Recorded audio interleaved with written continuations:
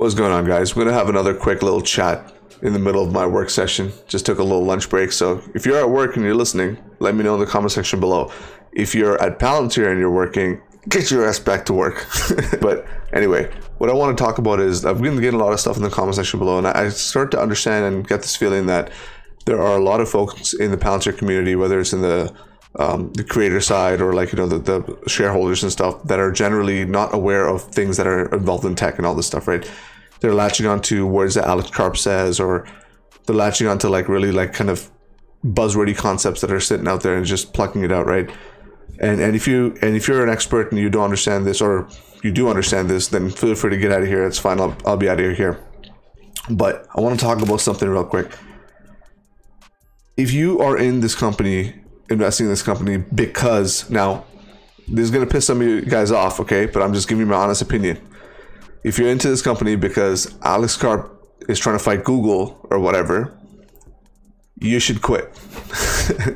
You should do whatever you have to do to detach yourself from it, because, you know, he's made some very choice statements about how Google is this or that or whatever the case is, right? Palantir have a working sort of relationship with Google.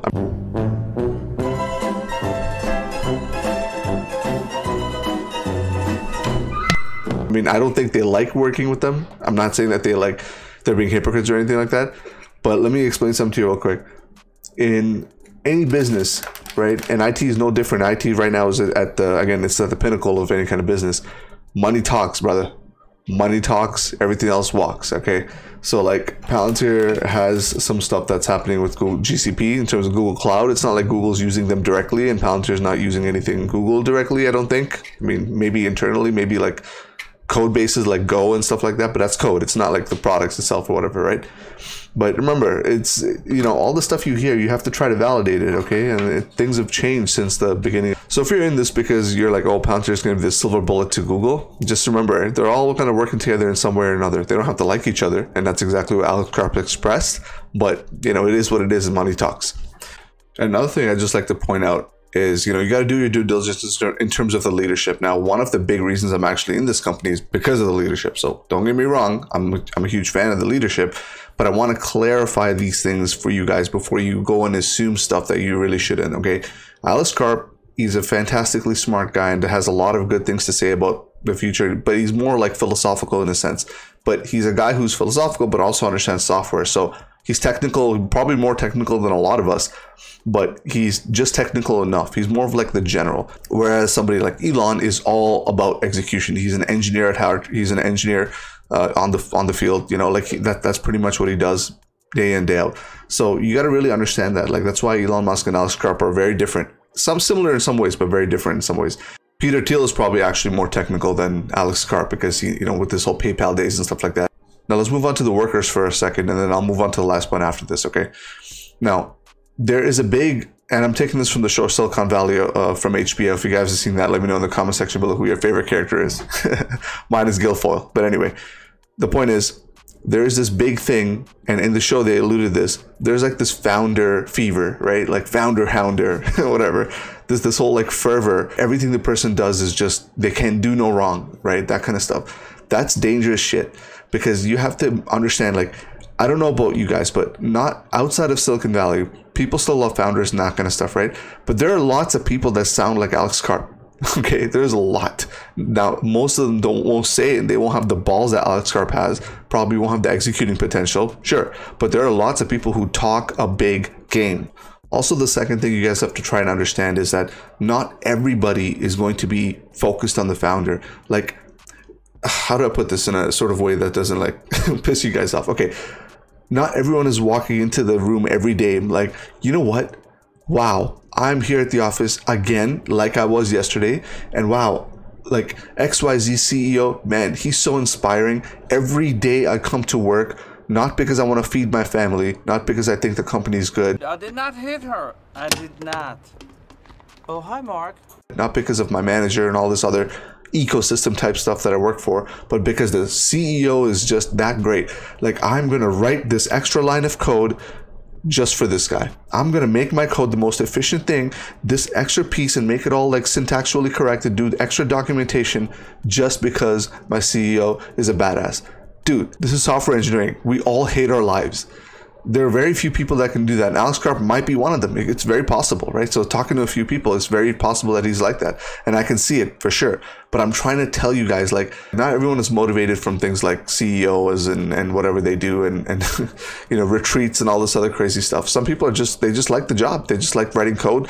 They just like the direction that the company is going in. That would be me. Like, I would go to work for Palantir if I possibly could, because I like the direction that the company is going in. I like the problems that they're trying to solve and stuff like that. So keep that in mind. Some people are very goal oriented and not surrounding themselves with what other people talk about.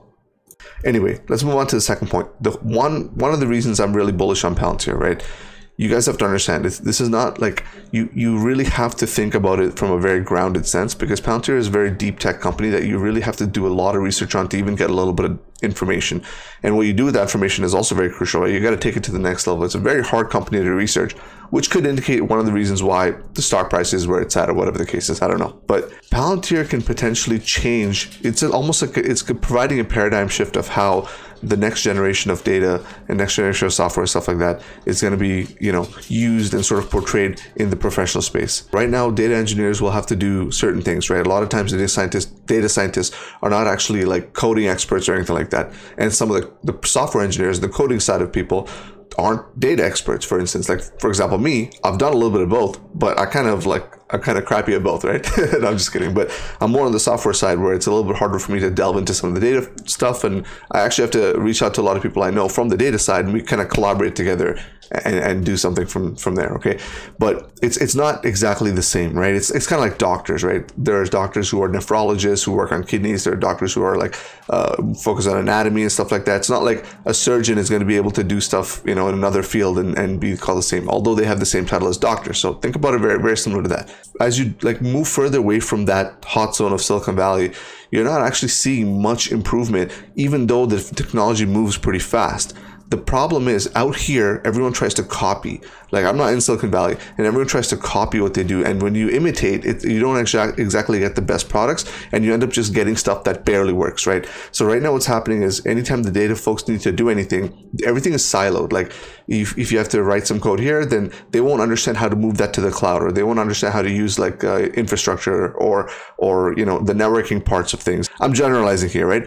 There are some really good data folks that also are great software engineers, and there are some good software engineers that also have a good hand in data. Just generalizing, I'm just saying. Now, that being said, Palantir has the potential to provide the singular platform where you can control users. So what I mean by that is you can actually create people like, you know, passwords and logins and stuff like that. So everyone that's in that entire pipeline, so from the data engineer to the ops engineer to the person who's reviewing the code to the project manager to, you know, everybody in that you know, wheelhouse of software development ends up being on top of one platform. There are things like this out there, like Azure DevOps and all this stuff is out there. But again, even that's a smaller piece of a larger puzzle. Even if it does encompass a lot of those things in that smaller piece, it's still a small piece. So the productivity, and I've always stressed this in all my videos, the issue here is a human problem, okay? Like, the technology that people write code in is fantastic. It's really good. It's very fast. It's very efficient. But there's a deep underlying human problem here. And Palantir, by providing a sort of like a medium, is almost solving this human problem in proxy. So just by that, just that small factor is going to increase the efficiency and increase the operating efficiencies, especially of companies, by a large margin. Like, look at Airbus and Skywise. I think their operating efficiencies increased by like 30% or something. I mean, you could look that up. I don't know the exact number, but that's a big change just from onboarding one piece of software. Talk to some software engineers, talk to how their process is. That's what I'm trying to tell you. Even if they don't understand or know Palantir, talk to them to see what their day-to-day is, right? If you can find yourself a data engineer, then talk to him or her and just ask them, like, what is your process? How do you write code? How does that move to the next step? This is not actually some secret proprietary stuff, so they can very easily tell you. There's no NDAs involved here, okay? So if you really want to understand Palantir and what they're trying to do, you should really talk to a data engineer, see how that goes. But I think that's it for me. I just wanted to drop that little tidbit. Let me know in the comment section below what you guys think and why you guys are really into Palantir. Until then, I'll catch you guys on the next one. Peace.